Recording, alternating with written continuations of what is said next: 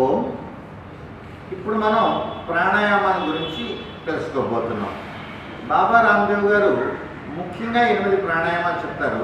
ప్రాణాయామాలు ఇంకా కర్ణరోగాంతక ప్రాణాయామం ఇటువంటి ప్రాణాయామాలతో కలుపుకున్నట్టు 10-12 ప్రాణాయామాలు పైన చెప్తారు.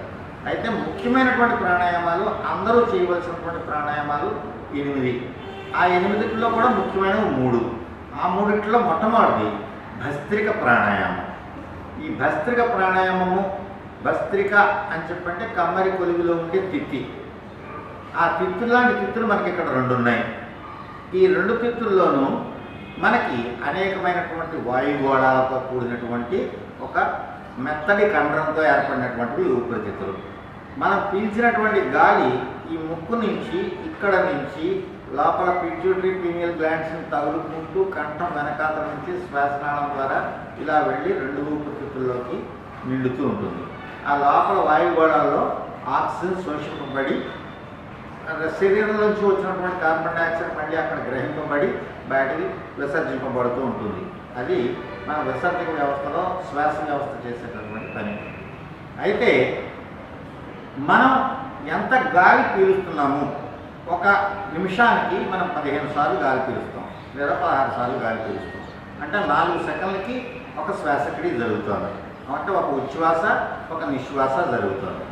అలా జరుగుతుంది అని చెప్పంటే ఉచ్ఛ్వాసకి ఎంత సమయం పడుతుంది, నిశ్వాసకి ఎంత సమయం పడుతుంది అని చెప్పంటే సైంటిఫిక్గా చెప్పేటువంటి విషయం ఏంటి అని చెప్పంటే ఉచ్ఛ్వాస లోపలికి పీల్చుకున్నటువంటి గాలి 1 సెకండ్ పాటు పీలుస్తాం, మనం బయటకు వదిలిపెట్టడం 3 సెకండ్ల పాటు వదిలిపెడతాం. ఇది నార్మల్గా మనకు తెలియకుండా జరిగేటటువంటి శ్వాసక్రియ. అయితే ఈ ప్రాణాయామంలో, ఈ భస్త్రిక ప్రాణాయామంలో మనకి తెలిసి గాలి పీలుస్తాం. పీల్చేటప్పుడు మినిమం 3 సెకండ్లు గాలి పీలుస్తాం, మినిమం 3 సెకండ్లు గాలి వదిలిపెడతాం. అక్కడ నుంచి 5 సెకండ్లు పీల్చవచ్చు, 10 సెకండ్లు పీల్చవచ్చు, 15 సెకండ్లు పీల్చవచ్చు. మీరు ఎంత శక్తితో పూర్తిగా మీ ఊపిరితిత్తులు నిండేలా చేస్తున్నారో ఎంతసేపు అయితే గాలి పీలుస్తున్నారో అంతసేపు గాలి వదులుతూ మొత్తం మీ లంగ్ కెపాసిటీ ఎంత ఉందో అంతా ఫిల్ అయ్యేలాగా గాలి పీల్చాలి. మీ లంగ్ కెపాసిటీ ఎంత ఉంటుంది అని చెప్పంటే సుమారు 5 నుంచి 6 లీటర్ల గాలి పడుతుంది లంగ్లో. కానీ మనం పీల్చేటువంటిది 1/2 లీటర్ నుంచి కొంచెం ఎక్కువగా పీల్చేవాళ్ళు లీటర్ దాకా పీలుస్తారు. అంటే ఇంకా 80% లంగ్ ఖాళీగా ఉండిపోతుంది. అందులో ఉండేటువంటి వాయుగోళాలన్నీ కూడా ఇన్యాక్టివ్గా ఉండిపోతున్నాయి. ఇప్పుడు వాటన్నిటినీ కూడా మనం పూర్తిగా పనిచేసేలాగా చేస్తాం. చూడండి,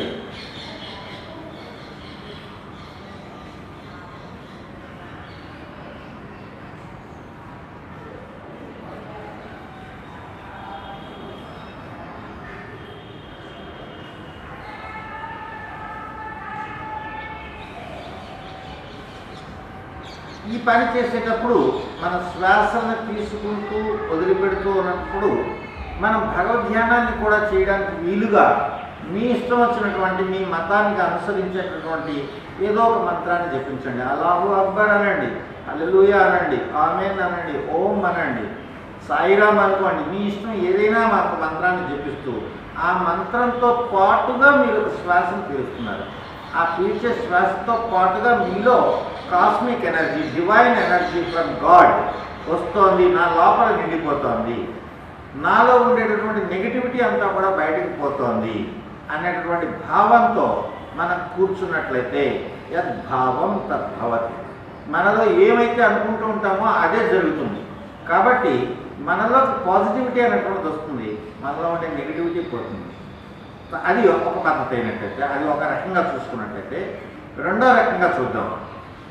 మనకు అనారోగ్యం అనేటటువంటిది చేయడానికి ముఖ్యమైనటువంటి కారణాలు 2 ఉంటాయి. ఒకటి హార్మోనల్ ఇంబ్యాలెన్స్, రెండోది degeneration of cells. Degeneration of cells ఎందుకు జరుగుతుంది అని చెప్పంటే మీ శరీరంలో ఉండేటువంటి అనేకమైనటువంటి కోటాను కోట్ల 4 ట్రిలియన్ల కణజాలంలో ప్రతి నిమిషంలోనూ ప్రతి సెకండ్లోనూ కూడా కొన్ని కణజాలు నశించిపోతూ ఉంటాయి, ఆక్సిజన్ సప్లై వాటికి సరిగ్గా లేకపోవడం వల్ల.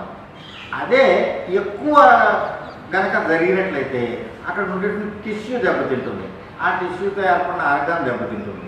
డీజనరేషన్ ఆఫ్ సెల్స్ వల్ల ఆర్గాన్స్ దెబ్బతింటుంది, అందువల్ల వ్యాధి అనేటువంటిది వస్తుంది. ఎప్పుడైతే మనం ఈ ప్రాణాయామం ద్వారా ఎక్కువ ఆక్సిజన్ ప్రతి కణానికి అందజేసామో ప్రతి డీజనరేట్ అయిపోయినటువంటి సెల్లో కూడా రీజనరేట్ అయ్యేటువంటి ఆస్కారం ఉంటుంది. అది ఈ ప్రాణాయామం ద్వారా జరుగుతుంది.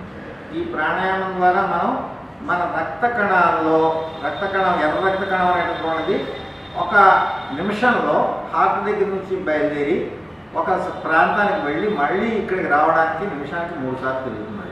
20 సెకండ్లు పడుతుంది హార్ట్ నుంచి బయలుదేరినటువంటి ఎర్ర రక్త కణం మళ్ళీ హార్ట్ దగ్గరికి రావడానికి. అంటే 3 సార్లు మనం ఒక నిమిషంలో ఒక ప్రాంతానికి ఒక చోటుకి ఆక్సిజన్ సప్లైని పెంచామన్నమాట. ఆ రకంగా మనం ఆక్సిజన్ సప్లైని పెంచడం ద్వారా ప్రతి కణము బాగా పనిచేసేలా చేస్తుంది. ఎక్కడైతే ఆక్సిజన్ సప్లై ఉంటుందో అక్కడ క్యాన్సర్ సెల్ కూడా బతకలేదు అని చెప్పంటారు. ఆ క్యాన్సర్ సెల్ కూడా బతకలేనటువంటి పరిస్థితిని మనం ఈ ప్రాణాయామం ద్వారా అందజేస్తున్నాం. అది దీని ద్వారా మనం సాధించేటటువంటి ప్రయోజనం. ఈ ప్రాణాయామాన్ని ఎంతసేపు చేయాలి? ఈ ప్రాణాయామాన్ని ప్రతి ఒక్కరూ కూడా మినిమంగా 5 మినిట్స్ చేయాలి. 5 నిమిషాల్లో మనం దాదాపు 50 లీటర్ల గాలిని పీలుస్తాము. అందులో 10 లీటర్ల ఆక్సిజన్ మనం లోపల ప్రతి కణానికి అందజేయాలి. ఇదే ఒకవేళ ఏదైనా దీర్ఘ వ్యాధి ఉన్నటువంటి వాళ్ళు ఏంటంటే 10 మినిట్స్ వరకు చేయగలగాలి. అది ఈ ప్రాణాయామంలో మనం నేర్చుకునేది. మీరు గాలి పీలుస్తున్నంతసేపు ఓ భగవంతుడా నేను మీ దగ్గర నుంచి శక్తిని పొందుతున్నాను, నాలో ఉన్నటువంటి అనారోగ్యాన్ని బయటకు తరిమేస్తున్నాను, నాలో ఉన్నటువంటి ఆందోళనను బయటకు తరిమేస్తున్నాను, ప్రశాంతమైనటువంటి చిత్తం కోసం నేను ఈ ప్రాణాయామాన్ని చేస్తున్నాను, నా మనసుని శరీరాన్ని అన్నిటినీ నాలో ఆనందాన్ని నింపడం కోసం నేను చేస్తున్నాను అనే భావంతో మీరు చేసినట్లయితే ఈ ప్రాణాయామం మీకు పూర్తి ప్రయోజనాన్ని 5 నిమిషాల్లోనే లభింపచేస్తుంది.